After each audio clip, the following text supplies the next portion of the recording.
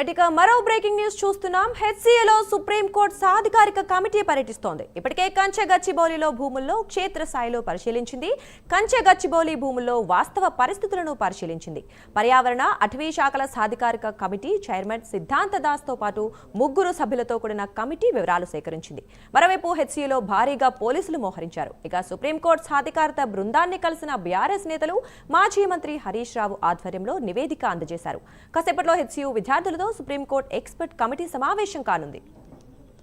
ఇటుకే విషయం గురించి మరింత సమాచారం మా కరెస్పాండెంట్ కుమార్ అందిస్తారు. చెప్పండి కుమార్, ప్రస్తుతం ఎలా ఉంది అక్కడ పరిస్థితి? Thank you Durga. హెచ్సియులోని సుప్రీంకోర్టు ఏదైతే సాధికార కమిటీ పర్యటించింది. కంచె గచ్చిబౌలి భూముల్లోని క్షేత్ర స్థాయిలో అయితే వీళ్ళైతే పరిశీలించారు. కంచె గచ్చిబౌలి భూముల్లో వాస్తవ పరిస్థితిపై కూడా పూర్తిగా ఆరా తీశారు.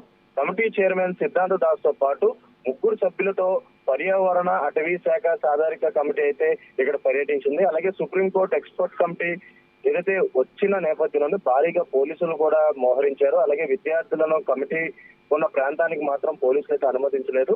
ముఖ్యంగా సుప్రీంకోర్టు సాధికారత బృందాన్ని కలిసి బీఆర్ఎస్ నేతలు కూడా దానికి సంబంధించి పూర్తి వివరణ కూడా ఇచ్చారు. మాజీ మంత్రి హరీష్ రావు ఆధ్వర్యంలోని నివేదిక కూడా వాళ్ళకైతే అందజేయడం జరిగింది. గచ్చిబౌలి నుంచి తిరిగి ఏదైతే సుప్రీంకోర్టు ఎక్స్పర్ట్ కమిటీ అయితే ఎంసీహెచ్ఆర్డీకి అయితే వెళ్ళడం జరిగింది. యూనివర్సిటీ విద్యార్థులతో ఏదైతే ప్రస్తుతం ఈ కమిటీ కూడా ఎంసీహెచ్ఆర్డీలో సమావేశమైంది.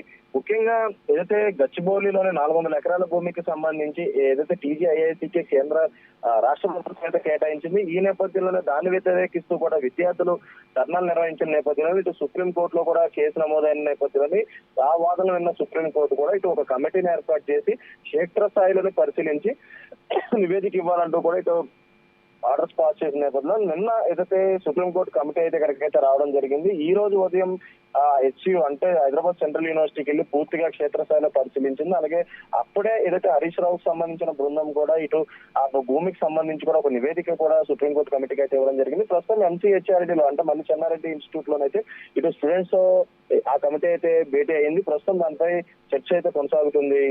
Durga, thank you Kumar.